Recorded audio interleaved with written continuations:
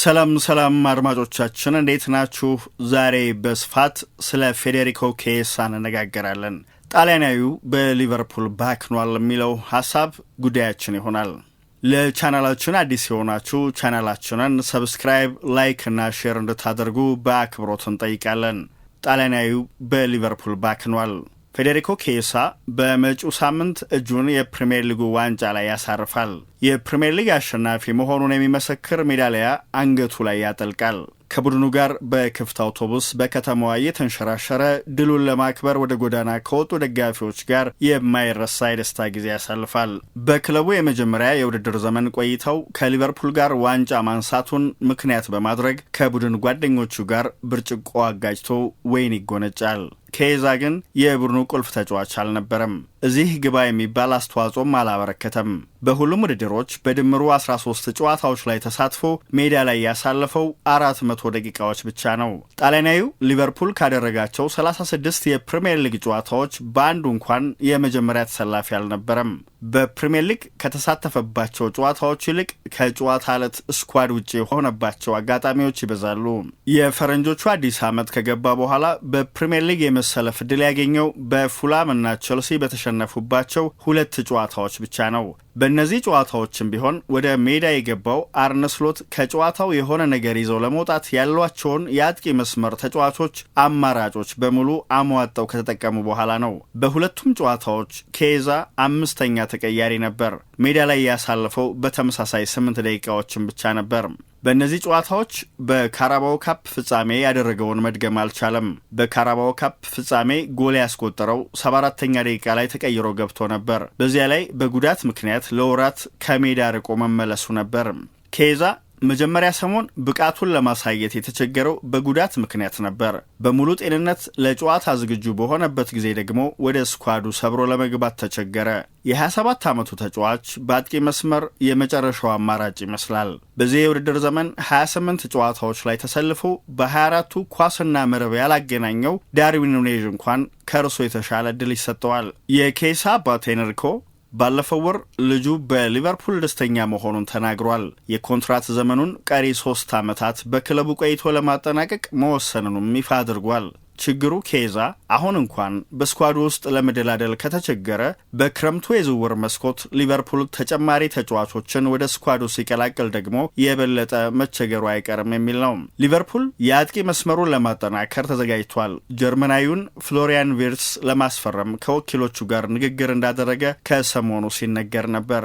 የ22 ዓመቱ ተጫዋች ባየር ሊቨርኩዘንን ለመልቀቅ ከተዘጋጀ መዳረሻውን አንፊልድ እንዲያደርግ እያግባቡት ነው። ኬዛ ለመጨረሻ ጊዜ የመጀመሪያ ተሰላፊ ሆኖ የጀመረው በኤፍኤ ካፕ 4ኛ ዙር ጨዋታ ፕሌይመዝ አርጋይልን በገጠሙበት ጨዋታ ነበር። በግጥሚያው ያሳየው ብቃት እጅግ ደካማ ነበር። ሜዳ ላይ ባሳለፈው 90 ደቂቃ በ29 አጋጣሚዎች ኳስ ተነጥቋል። በካራባኦ ካፕ ፍጻሜ ጎል አስቆጥሮ የኒውካስልን መሪነት ማጥበብ ቢችልም በጭማሪዎቹ ደቂቃዎች ያስቆጠራት ጎል የጨዋታውን ውጤት የቀየረች ስላልሆነች ትርጉም አልባ ሆናለች። ማንም አያስታውሳትም። ባለፈው ክረምት ዩቬንቱስን ለቆ ወደ አንፊልድ ሲመጣ ግን ድንቅ ዝውውር እንደሚሆን ተስፋ አድርጎ ነበር። ኬዛ ክለቡን ለመቀላቀል ወደ ሊቨርፑል ሲመጣ በግል ጄት በአንፊልድ አናት እንዲበር ተደርጓል። ኬዛ በአጋጣሚው ስሜቱ ተነክቶ ስለነበር ባለቤቱ ሉሲያ ዩ ዊል ኔቨር ወክ አሎን የሚለውን የክለቡ ደጋፊዎች የሚያዘሙትን ዝነኛ መዝሙር በስልኳ እንድትከፍት ጠይቋት ሁሉ ነበር።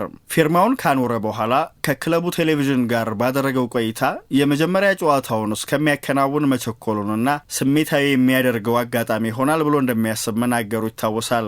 በቡድኑ ቦታ ለማግኘት ብርቱ ፍክክር ማድረግ እንደሚጠበቅበት ያውቀው ነበር። በሊቨርፑል ቀኝ መስመር በቋሚነት የመጫወቻ ጊዜ ለማግኘት ለቦታው በቀጥታ የሚፎካከረው ከሞሐመድ ሳላ ጋር መሆኑን ማወቁም አላስፈራውም ነበር። ዝውውሩ ለሊቨርፑል ብዙም ሪስክ አልነበረውም። ዝውውሩ 12 ሚሊዮን ዩሮ ብቻ የፈጀ ነው። ክፍያውም ቢሆን በ4 የተለያዩ አጋጣሚዎች የሚፈጸም ነው። እንደሚያሳየው ውጤታማነት ታይቶ ተጨማሪ 3 ሚሊዮን ዩሮ ይጨመራል የሚል ሐሳብ በኮንትራቱ ላይ ሰፍሯል። ተጫዋቹ ከ2 ዓመት በፊት ፊዮረንቲናን ለቆ ወደ ዩቬንቱስ ያመራው በ60 ሚሊዮን ዩሮ እንደነበር ሲታሰብ ቀዮቹ የፈጸሙት ዝውውር መጥፎ እንዳልነበር መናገር ይቻላል። ከጉዳት ከራቀ አዲሶቹ የፕሪሚየር ሊግ ዋንጫ አሸናፊዎች ኬዛን በዚህ ክረምት የሚሸጡት ከሆነ ሊያተርፉበት ይችላሉ። ሊቨርፑል ባለፈው ነሐሴ እርሱን ዝቅ ባለ ዋጋ ያገኘበት በቂ ምክንያት ነበር። ሊቨርፑል ሊያስፈርመው ሲወሰን የዝውውር መስኮቱ ሊዘጋ ተቃርቦ ነበር። በዚያ ላይ ዩቬንቱስ እርሱን የማቆየት ምንም አይነት ፍላጎት አልነበረውም። ስለሆነም በክለቡ ቢያቆየው እንኳ በዚህ ክረምት በነፃ እንደሚያጣው ያውቅ ነበር። ኬዛ በበኩሉ መዘዋወር የሚፈልገው እርሱ ወደሚመርጠው ክለብ ብቻ መሆኑን አሳውቆ ነበር። ስለሆነም ቀዮቹን መረጠ። ኬዛ 27 ዓመት የደፈነው ባለፈው ጥቅምት ነው። ገና በወጣትነቱ የብዙዎችን አድናቆት አስገኝቶለት የነበረውን ብቃቱን መልሶ ማግኘት የሚችልበት እድል አለ። በእርግጥ ይህንን በሊቨርፑል ቤት ቆይቶ ማሳካት መቻሉ ያጠራጥራል። የሊቨርፑሉ የስፖርት ዳይሬክተር ሪቻርድ ሂውዝ በወቅቱ አዲስ ተሿሚ ከነበሩት አርነ ስሎት ጋር ሆነው ስኳዱን ሲፈትሹ ምንም እንኳን 6ኛ ተመራጭ አጥቂ እንደሚሆን ቢያስቡም በተለያዩ ቦታዎች ተሰልፈው መጫወት መቻሉን ከግምት አስገብተው ወደ ስኳዳቸው ቢቀላቅሉት መልካም እንደሆነ አሰቡ። ያንንም አደረጉት። በወቅቱ የሳላ ጉዳይ አለየለትም ነበር። በኮንትራት ዘመኑ የመጨረሻ ዓመት እየገባ ነበር። እንዲያም ቢሆን ወደፊት የእርሱ ተተኪ የሚሆን ተጫዋች በከፍተኛ የዝውውር ሂሳብ ለማምጣት አልወደዱም። ቢመጣም ኖሮ ግብፃዊውን የማስቀመጥ እድል አይኖረውም ነበር። ስለሆነም ያንን ማድረግ ትርጉም አልነበረውም። ሌላኛው አማራጭ ቤንዶክን የሳላ ተጠባባቂ እንዲሆን ማቆየት ነበር። ሆኖም ወጣቱን ስኮትላንዳዊ በውሰት በሻምፒዮንሺፕ ለሚጫወተው ሚድልስበራ መስጠት የተሻለ እንደሆነ አምኗል። ተጫዋቹ ልምድ እንዲያካብትና ዋጋው ከፍ እንዲል ያግዛል የሚል አቋም ነበረው። ለሊቨርፑል መልካሙ ነገር አሁንም ቢሆን ኬዛን ለመሸጥ ከወሰነ የተወሰነ ገንዘብ የሚያገኝበት መሆኑ ነው። ኬዛ ተመልሶ የሴሪያ ክለብ ቢቀላቀል ብዙ አያስገርምም። አማራጮቹ ግን ውስን ናቸው። ፊዮረንቲናም ሆነ ዩቬንቱስ እርሱን መልሰው የማስፈረም ፍላጎት የላቸውም። ሮማ አዲስ አሰልጣኝ እያፈላለገ ነው። ባለፈው ዳር ክላውዲዮ ራኒሪን በኃላፊነቱ የሾመው እስከ ውድድር ዘመኑ መጨረሻ እንደነበር ይታወቃል። በሚላን ቤት ደግሞ አለመረጋጋት አለ።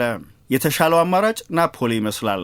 በአንቶኒዮ ኮንቴ ስር የሚጫወተው በ4-3-3 ፎርሜሽን ነው። ለኬዛ ይመቸዋል። ክለቡ በመጪው ክረምት የዝውውር መስኮት ብዙ ተሳትፎ እንደሚያደርግም ይታመናል። ኬዛን የመውሰድ ፍላጎት ያላቸው ክለቦች መጪው የውድድር ዘመን ከመጀመሩ በፊት የውሰት ውል እንደሚያቀርቡ ይጠበቃል። ሊቨርፑል ውሳኔ ላይ ለመድረስ የሚጣደፍበት ምክንያት አይኖርም። ምክንያቱም በቀጣዩ የውድድር ዘመን የሚጠቀመውን ስኳድ የመገንባት ሂደት ገና አልጀመረምና። ኬዛ ባለፈው ሳምንት አርሰናልን በገጠሙበት ጨዋታ ተጠባባቂ ወንበር ላይ እንኳን አልተቀመጠም። ብራይተንን በሚገጥሙበት ጨዋታ ካልተሰለፈ አንድምታው ግልጽ ይሆናል። የአጥቂ መስመር ተጫዋቹ በተጫዋችነት ዘመኑ ከክለብ እግር ኳስ ባሻገር ለብሔራዊ ቡድን 51 ጨዋታዎችን አከናውኗል። በፊት መስመር በተለያዩ ቦታዎች መጫወት ይችላል። ከቡድኑ ርቆ በሰነበተ ቁጥር ግን ደጋፊዎች ድምፃቸውን ማሰማታቸው አይቀርም። በእርግጥ የመጨረሻው ውሳኔ የአሰልጣኙ ነው። ስሎት አሁንም ድረስ ኑኔዝ፣ ዲዬጎ ዦታና ሃርቬ ኤሊየትን የሳላ፣ ኮዲ ጋግፖና ሉዊዝ ዲያዝ ተጠባባቂ አድርገው ያስባሉ። የኬዛ ቦታ የመጨረሻው ነው። የኬዛ የመጫወቻ ጊዜ በዋናነት የተገደበው በሙሐመድ ሳላ ድንቅ ብቃት ምክንያት ነው። በዚያ ላይ ግብፃዊው ራሱን ከጉዳት መጠበቅ ላይ ድንቅ ነው። በ36ቱም የፕሪሚየር ሊግ ጨዋታዎች የመጀመሪያ ተሰላፊ ሆኗል። 28 ጎሎች ያስቆጥሯል። 18 ጎል የሆኑ ኳሶች አመቻችቶ አቀብሏል። በቀሪዎቹ 2 ጨዋታዎች ቁጥሮቹን ከፍ ሊያደርግ የሚችልበት እድልም አለ። የ33 ዓመቱ ግብፃዊ አዲስ ኮንትራት መፈራረሙን ተከትሎ በእያንዳንዱ ደቂቃ ሜዳ ላይ ማሳለፍ ይፈልጋል። የኬሳ የሊቨርፑል እህል ውሃ ማብቂያው ላይ ደርሷል። የሚቀረው ከብራይተንና ፓላስ ጋር የሚያከናውኑት ጨዋታ ብቻ ነው። ከዚህ በኋላ በቂ ጊዜ የለውም። በክፍት አውቶቡስ ከሊቨርፑል ተጫዋቾች ጋር ሆኖ የዋንጫ አሸናፊነት ፌሽታቸውን ይካፈላል። ሆኖም በእንግሊዝ እግር ኳስ 1 ዓመት ብቻ ካሳለፈ በኋላ የተጫዋችነት ዘመኑን በአዲስ መልክ የሚጀምርበት መዳረሻ ማፈላለጉ አይቀርም።